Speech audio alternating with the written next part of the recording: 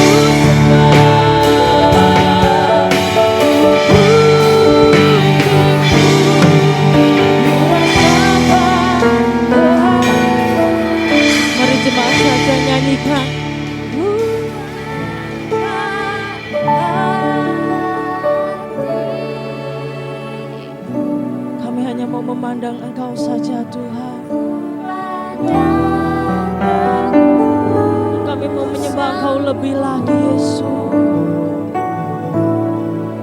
Saat ku sembah, ku pujimu, ku rasakan, Yesus kami rasakan Engkau Tuhan.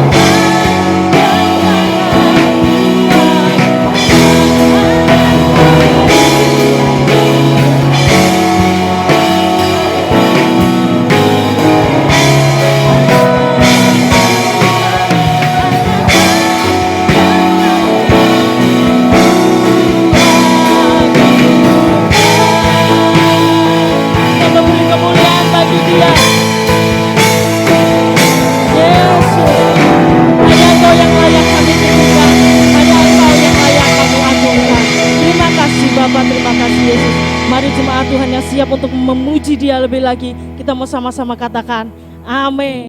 Mengambil satu tema baptisan roh. Ya, kita buka dalam Kisah Para Rasul 1 ayat 5 sampai dengan yang ke-7. Kisah Para Rasul 1 ayat 5 dan 7.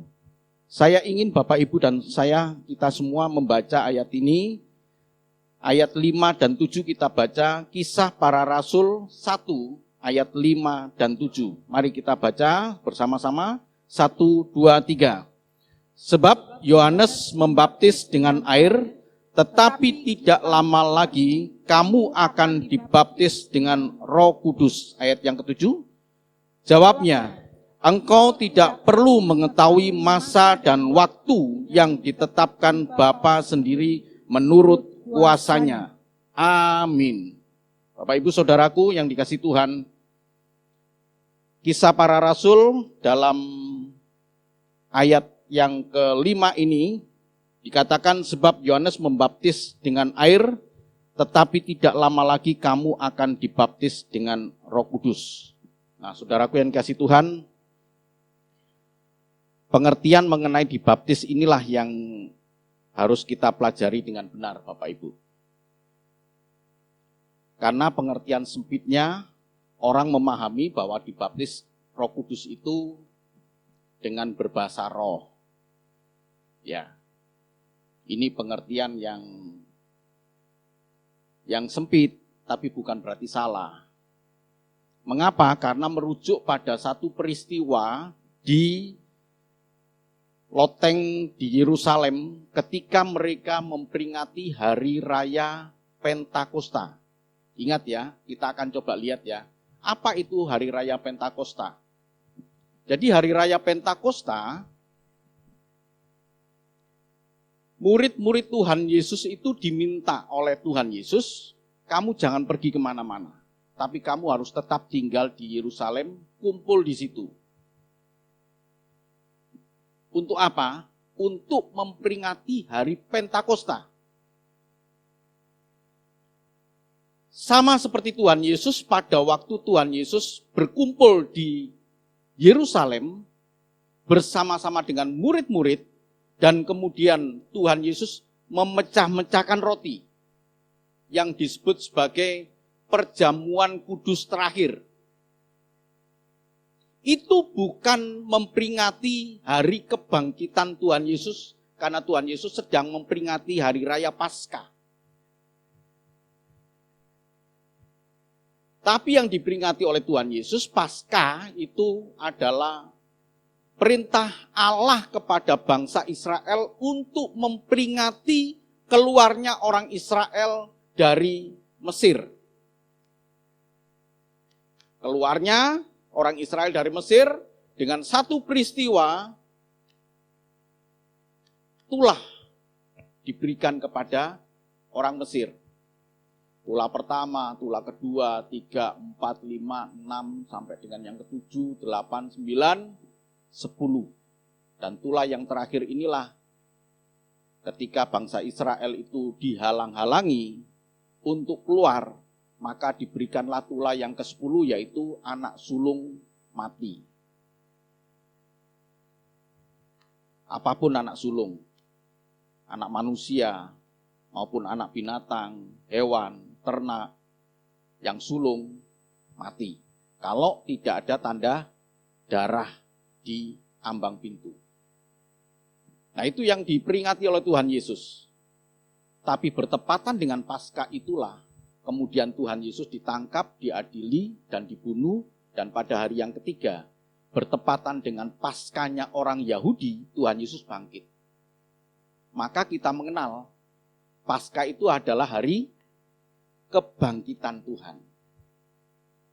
Yang sebenarnya adalah Paskah itu, dalam konteks cerita itu adalah memperingati orang Israel keluar dari Mesir.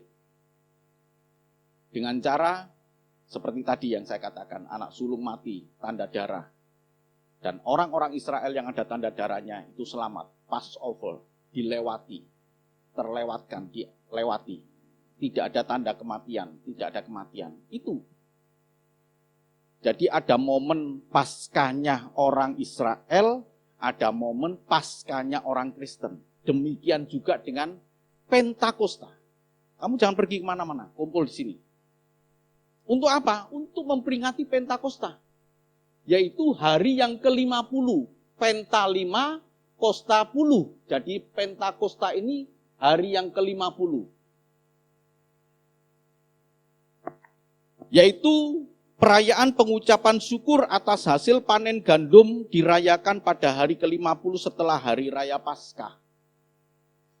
Setelah hari raya Paskah kemudian mereka memanen dan kemudian mereka pesta. Ini adalah hari ucapan syukur. Disebut juga hari raya 7 minggu. Dalam Ulangan 16 ayat yang ke-10 itu dikatakan demikian. Ya, silakan dibaca. Ulangan 16 ayat yang ke-10. Ulangan 16 ayat yang ke-10. Kemudian haruslah engkau merayakan hari raya 7 minggu bagi Tuhan Allahmu. Sekedar persembahan sukarela yang akan kau berikan, sesuai dengan berkat yang diberikan kepadamu oleh Tuhan Allahmu. Ya, Tidak pernah mereka datang kepada Tuhan dengan tangan kosong, Bapak Ibu. Selalu dengan ucapan syukur, selalu dengan persembahan. Demikian juga dengan hari raya 7 minggu ini. Atau hari raya Pentakosta ini. Mereka sudah diberkati dan dikatakan tadi, bawa persembahan sesuai dengan berkat yang sudah engkau terima dari Tuhan. Dan mereka membawa, sehingga kita bisa membayangkan Bapak Ibu. Di Yerusalem, pada waktu kisah para rasul ini, ya, nanti Bapak Ibu bisa lihat di dalam ayat pasal yang kedua, dari kisah para rasul pasal yang kedua, saya bacakan di dalam ayat 1, ketika tiba hari Pentakosta. Nah, ketika tiba hari Pentakosta, bukan hari raya pencurahan Roh Kudus. Ketika tiba hari Pentakosta, yaitu hari pengucapan syukur, bisa dibayangkan, semua orang dari seluruh penjuru dunia itu datang ke Yerusalem, orang Israel kumpul. Dan mereka membawa hasil pertaniannya, mereka membawa berkat-berkat yang sudah dia terima, mereka berkumpul di situ. Dicatat ya, ada yang dari Media, ada yang dari Partia, ada yang dari Kapodokia, Yudea, Mesopotamia, daerah Mesir, mereka kumpul. Penuh sesak Yerusalem. Di saat itulah kemudian momen itu dipakai oleh Tuhan untuk penyataan. Ya. Penyataan pencurahan Roh Kudus seperti apa yang sudah dijanjikan. Jadi disebut Pentakosta atau hari raya 7 minggu atau hari raya buah bungaran, buah sulung. Itu mereka bawa juga. Pada peristiwa hari Pentakosta ini, jadi mereka membawa hasil panen, hari raya 7 minggu, hasil panen gandum, atau hari raya bungaran, buah sulung mereka bawa bertepatan dengan saat itu untuk mengucap syukur. Lalu bagaimana dengan kita? Orang-orang yang hidup dalam perjanjian ini, dalam perjanjian baru ini, apakah itu berlaku? Tidak seperti ini. Kita tidak perlu membawa hasil panen kita. Ya. Tidak seperti ini peristiwanya, tetapi esensinya, garis besarnya, intinya sama.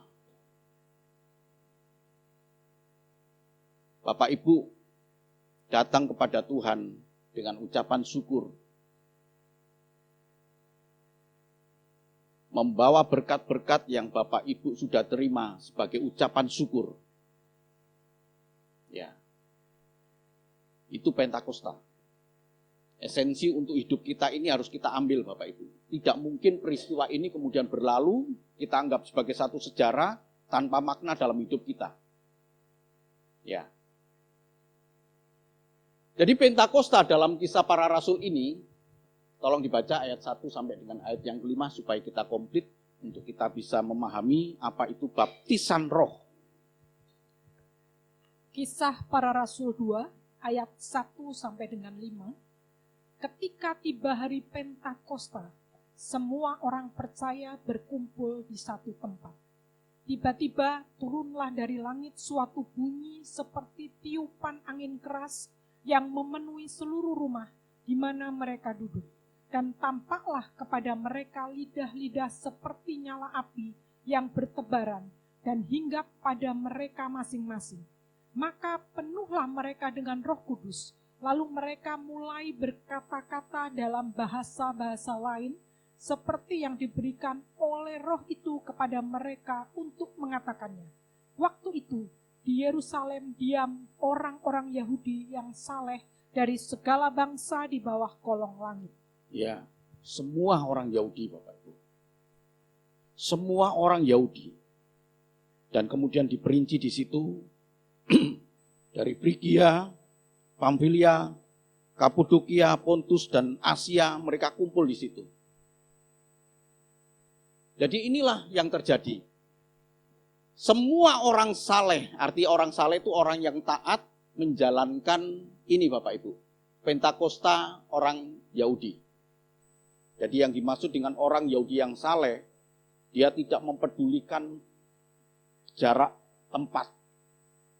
Yang mereka tahu, saya harus sampai di Yerusalem. Ya, saya harus membawa korban syukur dan saya memperingati bagaimana Tuhan memberkati orang Israel dalam perjalanan hidupnya. Mereka taat di sini. Jadi ini kisah dari segala bangsa mereka kumpul. Saat itulah Allah mendeklarasikan penyataan pencurahan Roh Kudus. Yang kemudian kita anggap sebagai hari Pentakosta. Bukan Pantekosta ya. Ya Bapak Ibu ya. Itu pelafalan karena enak gitu, enak diomongkan. Ya. Pentakosta. Pantekosta itu lebih enak ngomongnya, tapi kalau Pentakosta agak sedikit susah. Ya. Jadi yang betul adalah penta. Penta itu 5, kosta itu 10. Kalau pantai itu Teluk Penyu. Jadi Bapak Ibu Saudaraku, ini saat itulah kemudian Allah memakai waktu yang orang-orang berkumpul dan kemudian menyatakan bahwa dalam diri Allah ada 3 pribadi. Ada Allah Bapa, ada Allah Anak, dan kemudian ada Allah Roh Kudus ini. Mereka pengen tahu dong, bagaimana ini? Maka muncullah di situ di dalam Pentakosta itu tanda Roh Kudus sebagai tanda baptisan roh seperti yang dijanjikan di sini. Jadi ini memaknai baptisan roh itu adalah mereka kemudian berbicara dalam bahasa-bahasa lain. Tolong di tanda garis bawah ini. Mereka berbicara dengan bahasa-bahasa lain. Bukan bahasa yang tidak dimengerti oleh manusia.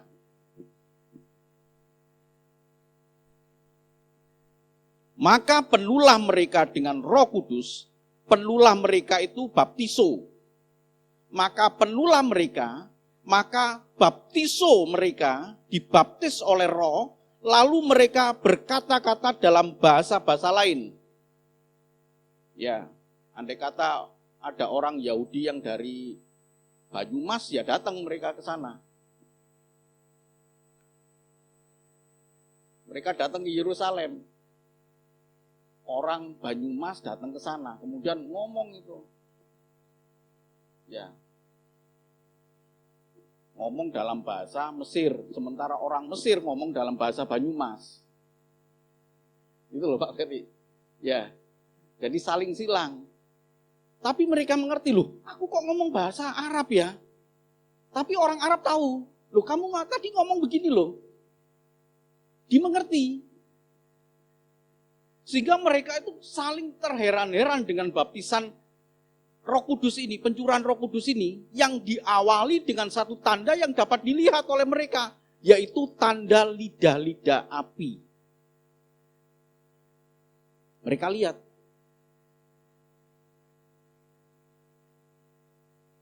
Jadi, pakai bahasa-bahasa lain Bapak Ibu. Ya, saya nggak bisa bahasa Cina, kemudian tiba-tiba dipenuhi Roh Kudus pakai bahasa Cina itu. Ya nggak bisa saya nyuntukkan, saya nggak bisa kok. Wah, tapi nggak bisa. Kemudian ada Bu Andi di samping saya, loh Pak Rudi kok ngomong bahasa Cina ya? Diartikan. Itu baptisan roh. Ya. Jadi 2000 tahun yang lalu itu tandanya. Tandanya ya. Jadi 2000 tahun yang lalu itu ini tandanya, tanda baptisan rohnya ini. Nah kemudian Bapak Ibu Saudaraku, makna yang kedua, nah ini. Apakah kita ini dibaptis oleh roh? Jangan pakai pengertian sempit yang tadi saya katakan Bapak Ibu. Kalau kita pakai pengertian yang sempit, saya belum dibaptis roh karena saya tidak berkata-kata dalam bahasa lain. Ingat ya, dalam bahasa lain itu adalah tanda deklarasi Allah yang memenuhi janjinya bahwa Tuhan Yesus akan mengutus Roh Kudus ke atas mereka. Sekarang pertanyaannya, apakah saya sudah dibaptis roh? Maka jangan memakai pengertian sempit tadi. Bahwa saya baru disebut sebagai sudah menerima baptisan roh kalau saya berkata-kata dalam bahasa lain. Ini yang spesial tanda ini Bapak Ibu. Ini yang spesial. Maksudnya bisa terjadi pada pribadi lepas pribadi asalkan menurut kehendak Allah.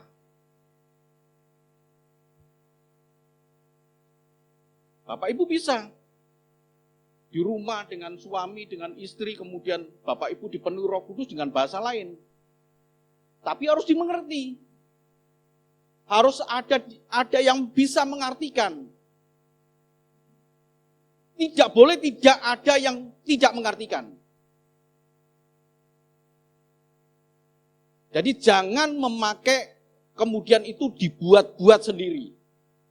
Harus atas kehendak Allah yang kemudian pada waktu kita berdoa, atau kita sendiri ini berdoa, tiba-tiba kemudian Tuhan membaptis kita dengan baptisan roh, dan kita mempergunakan bahasa yang lain. Lalu kita minta kepada Tuhan, loh Tuhan, saya tadi ngomong apa ya? Kalau kita sendiri Bapak Ibu. Nggak apa-apa itu ya. Tapi harus dimengerti. Kemudian kita minta kepada Tuhan. Apa artinya Tuhan? Maka Tuhan akan memberikan pengertian. Ya. Kalau tanpa arti, itu bukan kehendak Tuhan. Tapi itu adalah ekspresi jiwa kita. Ini supaya kita ngerti Bapak Ibu. Sehingga pertanyaan tadi Bapak Ibu, apakah saya sudah dibaptis roh? Saya perasaan belum pernah ngalami bahasa lain itu. Kalau gitu saya belum dibaptis roh dong. Bukan begitu. Arti yang kedua, selain sebagai tanda ini, maka baptisan roh harus dipastikan apakah Bapak Ibu sudah dibaptis roh. Kalau dipenuhi secara pribadi, seseorang dengan Roh Kudus untuk hidup dipimpin Roh Kudus.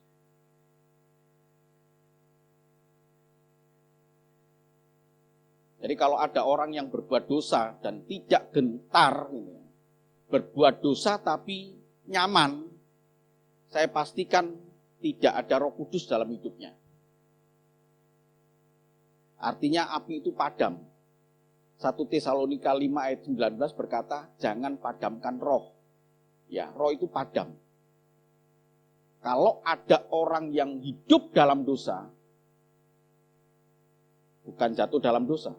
Orang jatuh dalam dosa bisa bertobat. Tapi kalau hidup dalam dosa adalah orang yang memang menikmati hidup dalam dosa dan merasa nyaman dan tidak ada niat untuk meninggalkan dosa itu. Ya. Tapi kalau orang itu dibaptis Roh Kudus, artinya dia dipenuhi oleh Roh Kudus dan hidup dalam dipimpin oleh Roh, ketika orang itu jatuh dalam dosa, maka ada kegentaran. Aduh, aku salah ini. Ya. Aku dagang nipu ini. Aku dagang ngurangi timbangan, aku dagang ngurangi mutu, aku dagang begini. Aduh, salah aku ini. Itu ada Roh Kudus. Itu punya kegentaran. Sekarang ini kan banyak Bapak Ibu. Luar biasa ini kan. Ya kan? yang persinahan, percabulan. Orang menikmati. Yang judi. Ya, lihat ya anak-anak kecil sekarang. Main game judi kan. Ya kalau main game biasa no problem Bapak Ibu. Itu sudah nggak bisa dihindari. Tapi kalau sudah judi online, kalau sudah terikat dengan judi online, dia akan berusaha cari uang sebagaimanapun caranya. Ya, kan ada kasus di berita itu kan.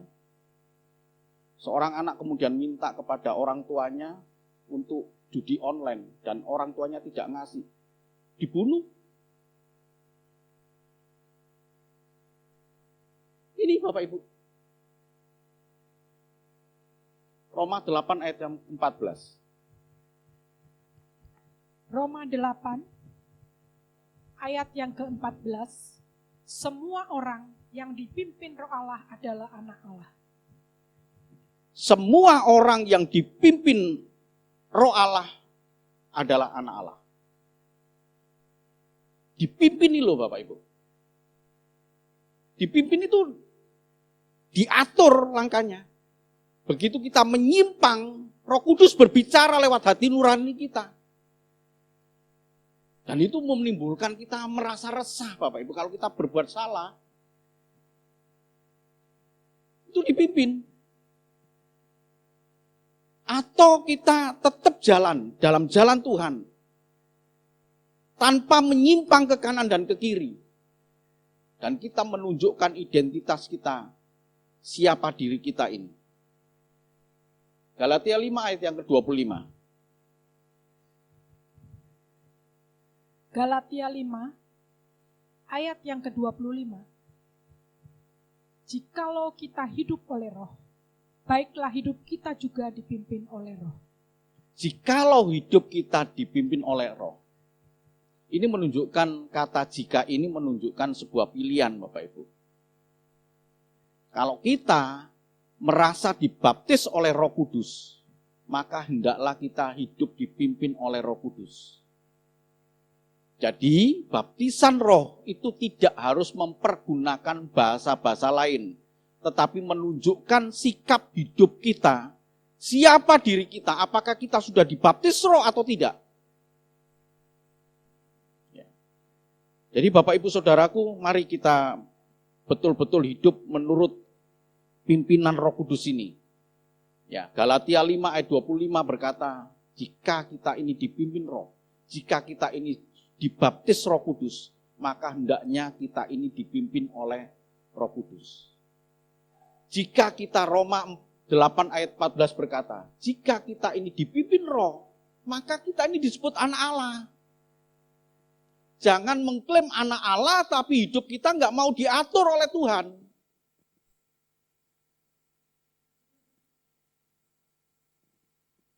Ini saya menghadapi beberapa hari terakhir ini, Bapak Ibu, ada anak Tuhan kan ini ya. Ada anak Tuhan, Mbak Beka mungkin tahu, datang ke sini kan itu ya, beberapa waktu yang lalu itu. Keluarganya aja nolak loh. Sampai saya tanya kepada anaknya yang kecil itu, Mbak Vera tahu ya, anaknya yang kecil, ini jemaat di Menganti Bapak Ibu. Jemaat di Menganti, dia punya anak kecil, Bapak gimana Papa? Saya nanya ke anak dia yang paling kecil. Papa gimana? Papa jahat. Suka marah. Dan akhirnya memang diusir dari keluarga. Sudah nggak kerja, yang kerja istrinya, dagang, rokoknya itu seperti kereta api Bapak Ibu.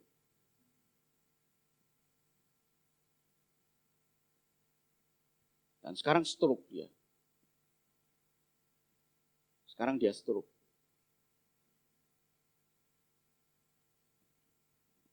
Punya utang ke sini nggak dibayar-bayar pada waktu itu.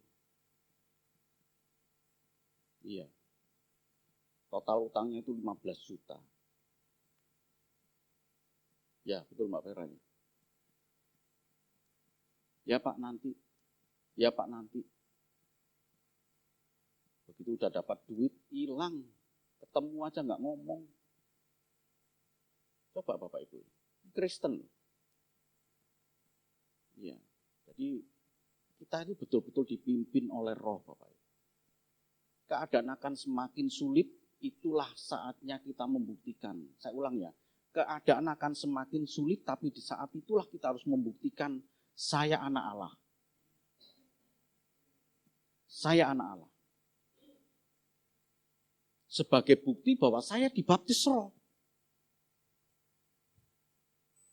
Jadi baptisan Roh itu tidak hanya sekedar orang kan bisa di gereja ini kemudian ngomong bahasa Roh semua dengan nada yang sama. Tak ajari ya. Mau tak ajari Bapak Ibu? Ya. Ayo. Enggak ya. Enggak usah lah ya. Beda enggak usah. Nyebut haleluya, sing cepet. Haleluya. Cepat ayo. Haleluya. Akhirnya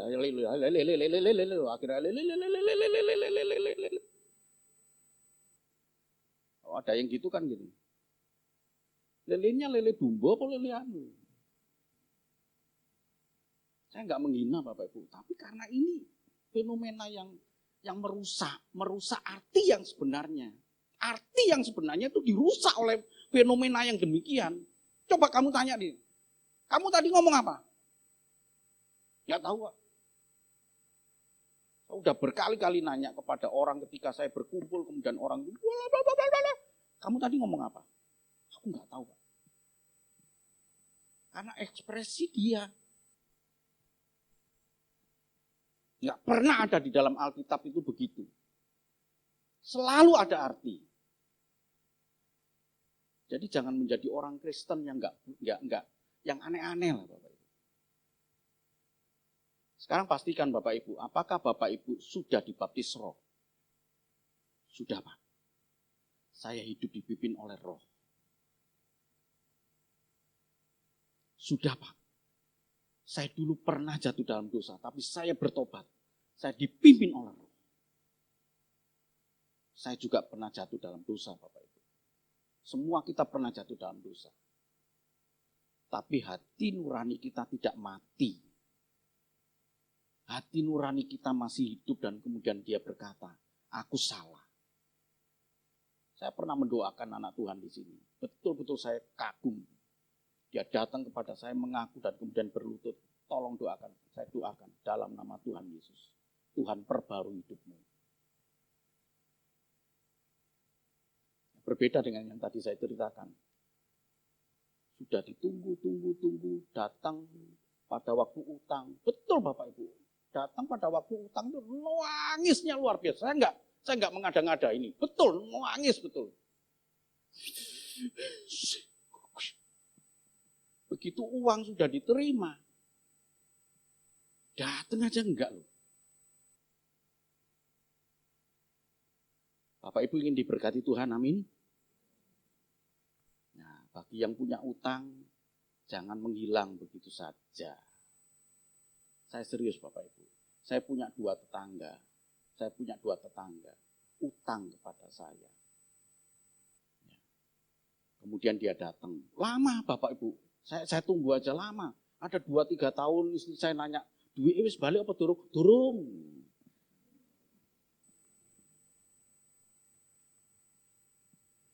Istri saya kan nggak ada lagi di Amerika ini, nggak cerita. Wes lah, durung, bertutut itu. Oh, ada sih dia, ada udah balik ke Amerika. Tapi suatu saat kemudian, walaupun berjalan lama, orang itu datang Bapak Ibu. Maaf Pak Rudi ya, saya lama, saya punya utang ini saya balikkan, saya kembalikan. Akhirnya dia kembalikan. Dan saya melihat betul-betul hidup diperbarui dia. Begitu pula dengan tetangga, ada 3 tetangga itu. Lama Bapak Ibu, tapi dia datang kemudian dan diperbarui. Ya, ada 1 tetangga yang nggak bisa bayar, tapi dia ngomong, Pak Rudi saya nggak bisa bayar Pak Rudi. Ya udah nggak apa-apa, saya ikhlaskan. Nah yang ini kan belum cerita saya dengan istri saya, kalau tahu wah marah dia. Saya ikhlaskan dia. dia diberkati, Bapak Ibu. Nah, itu orang yang dipimpin roh, Bapak Ibu. Amin. Pastikan bahwa Bapak Ibu dipimpin roh, bukan dalam pengertian sempit. Kalau Bapak Ibu mengalami bahasa roh sebagai tanda, puji Tuhan. Tapi kalau Bapak Ibu belum mengalami bahasa roh, jangan kemudian berkecil hati, saya belum dibaptis roh. Bapak Ibu sudah dibaptis roh ketika hidup dalam pimpinan Roh Kudus. Nah, yang ketiga ini Bapak Ibu, ini adalah penggenapan janji Tuhan. Artinya apa Bapak Ibu? Ini kan belum terjadi pada saat itu ketika Tuhan Yesus berkata, Yohanes 14 ayat yang ke-15 sampai dengan 17. Yohanes 14 ayat 15 sampai dengan 17.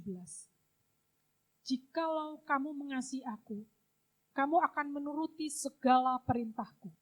Aku akan minta kepada Bapa, dan Ia akan memberikan kepadamu seorang penolong yang lain, supaya Ia menyertai kamu selama-lamanya. Siapakah yaitu, seorang penolong yang lain ini? Siapakah seorang penolong yang lain ini? Ya, jadi jangan kemudian karena kata-katanya seorang maka dianggap sebagai manusia. Kata seorang itu menunjukkan pribadi, Bapak Ibu. Siapakah ini? 17. Yaitu roh kebenaran.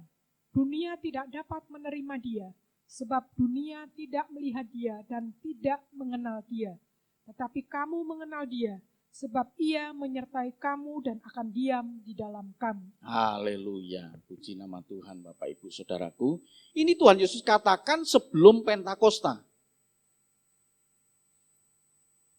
Artinya apa Bapak Ibu? Apa yang Tuhan Yesus janjikan pasti digenapi. Bukan omong kosong. Tapi pasti digenapi. Nah ini.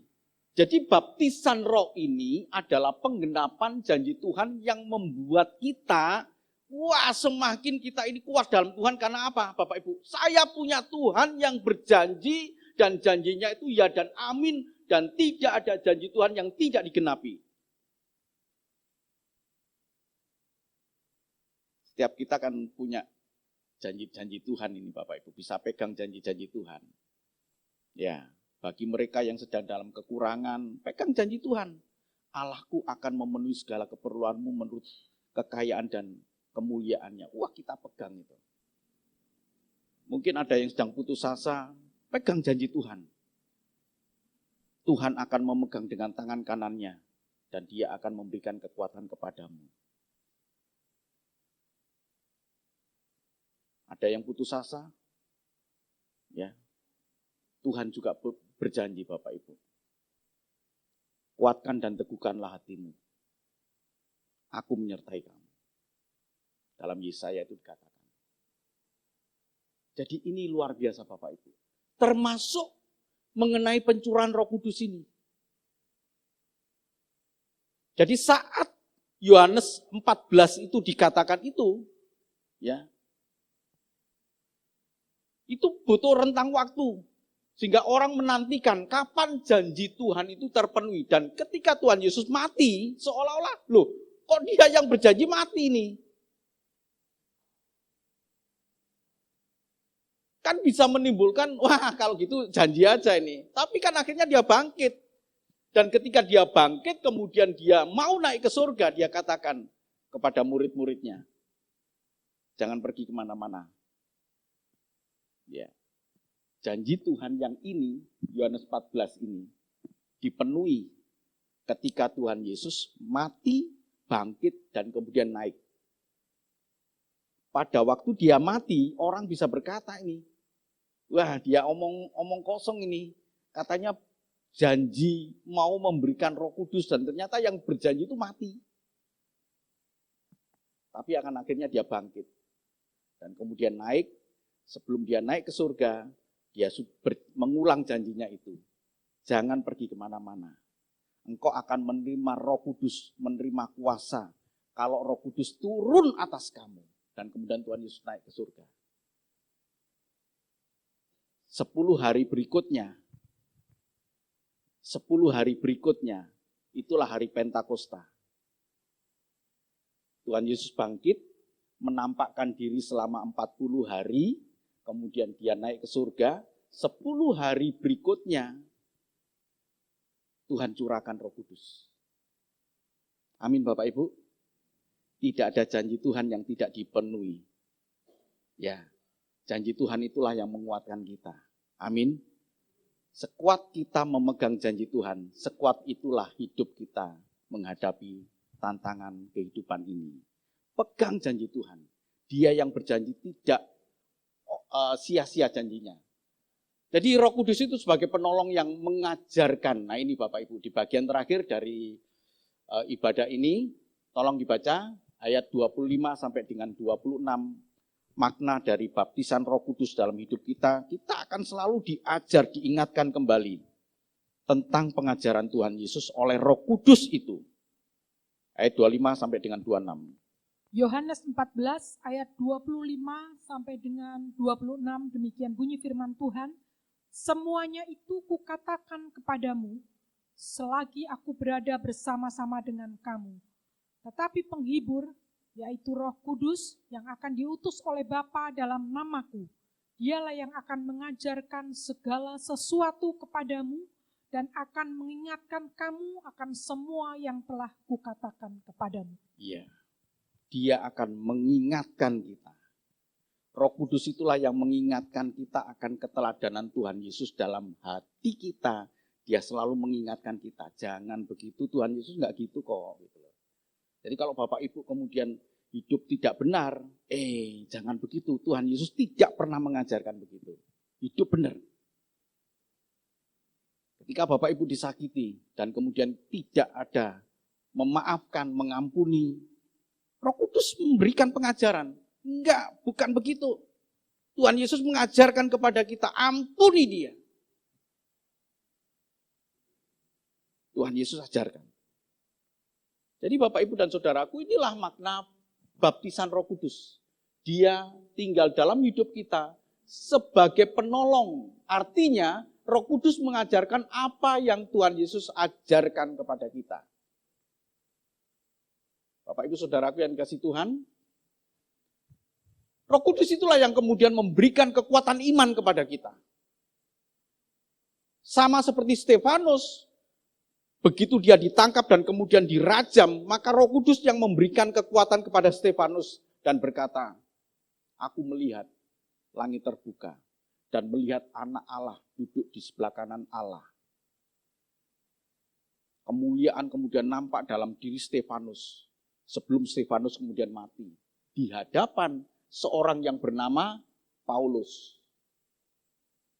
Pada waktu itu Paulus belum bertobat. Di hadapan seorang yang bernama Saulus. Saulus itu bahasa Ibrani Bapak Ibu.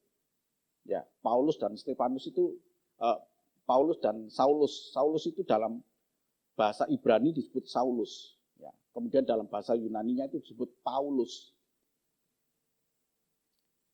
Jadi kita kuat hari ini karena Roh Kuduslah yang memberikan kekuatan kepada kita.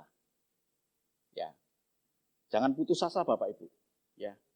Hari-hari yang akan kita jalani banyak tantangan yang akan kita hadapi. Ketika kita berjumpa dengan seseorang yang menyebalkan, tapi disitulah kita harus kuat menghadapi dia. Ya. Mari Bapak Ibu dan Saudaraku, kita pastikan bahwa Roh Kudus memberi keberanian untuk bersaksi dan membawa orang lain percaya kepada Tuhan Yesus, sama seperti Barnabas yang sudah dipenuhi oleh Roh Kudus. Di bagian terakhir ini, buka hati dan biarlah Roh Kudus tinggal dalam hidup kita untuk memelihara harta yang indah yang dipercayakan kepada kita, yaitu keselamatan dalam Tuhan Yesus Kristus. Tuhan memberkati. Amin.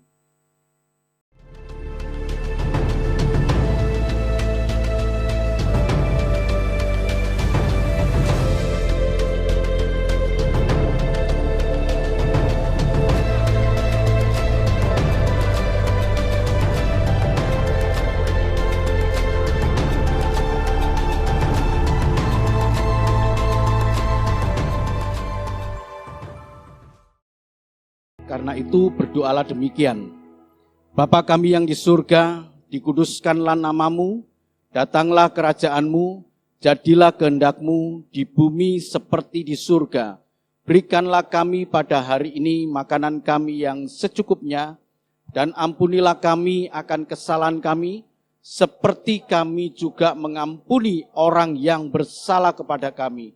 Dan janganlah membawa kami ke dalam pencobaan, tetapi lepaskanlah kami daripada yang jahat, karena Engkaulah yang empunya kerajaan dan kuasa dan kemuliaan sampai selama-lamanya. Amin. Mari kita naikkan pujian ini. Terima kasih Tuhan.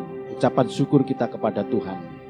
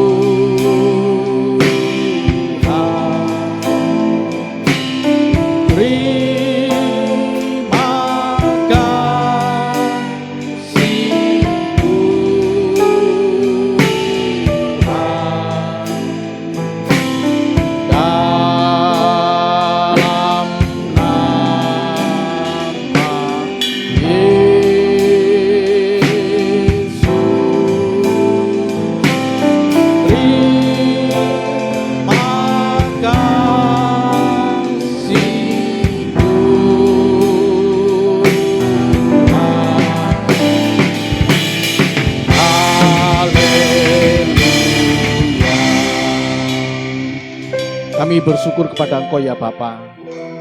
Engkau telah menyertai dalam ibadah ini dari awal sampai pada akhirnya. Kami telah menaikkan pujian hormat kami kepada Engkau Tuhan atas segala kebaikan Engkau Tuhan. Dan kami telah mendengarkan kebenaran firman Tuhan. Kami telah dibaptis oleh Roh. Sebagai buktinya adalah kami hidup dipimpin oleh Roh. Hidup dalam kebenaran, kekudusan seperti yang Engkau inginkan. Bapa, terima kasih. Sebentar juga kami akan membawa ucapan syukur kami. Lewat persembahan-persembahan kami datang kepada Engkau dengan ucapan syukur kami Tuhan. Kau berkati persembahan-persembahan kami ini Tuhan, dan menjadi alat kemuliaan bagi Engkau Tuhan. Terima kasih ya Bapa. Sebentar juga kami akan meninggalkan ruangan ini, tempat ini Tuhan. Kami pulang di dalam sukacita, kami pulang di dalam berkat-berkat Tuhan. Bapak, Ibu, dan Saudaraku yang sangat dikasihi Tuhan, terimalah berkat dan anugerah dari Allah Bapa di surga. Kasih dan cinta Tuhan kita Yesus Kristus, Anak yang tunggal, dan penghiburan kekuatan dari kuasa Roh Kudus, menyertai Bapak, Ibu, dan Saudaraku yang dikasihi Tuhan, mulai saat ini, esok, bahkan sampai Maranatha Tuhan Yesus datang menjemput kita. Bapak, Ibu, diberkati Tuhan, disertai Tuhan, dilindungi Tuhan. Dia Allah yang maha besar, Allah yang maha kuasa, memberkati Bapak Ibu, dalam rumah tangga diberkati, dalam usaha pekerjaan diberkati Tuhan, dalam keluarga, bahkan keluarga besar, anak cucu menantu dimanapun berada, diberkati Tuhan, dilindungi Tuhan, dijauhkan dari segala mara bahaya, dijauhkan dari segala sakit penyakit, dijauhkan dari segala tipu daya iblis. Sebaliknya Tuhan diberkati lewat kehidupan Bapak Ibu dan Saudaraku yang telah dipimpin oleh Roh. Terima kasih ya Bapa. Hamba berdoa buat para pelayan Tuhan yang ambil bagian di dalam ibadah pagi hari ini. Engkau memberkati mereka. Terima kasih ya Bapa. Terpujilah Engkau Tuhan. Dalam nama Tuhan Yesus kami sudah berdoa dan mengucap syukur. Semua yang percaya mengatakan amin. Tuhan memberkati.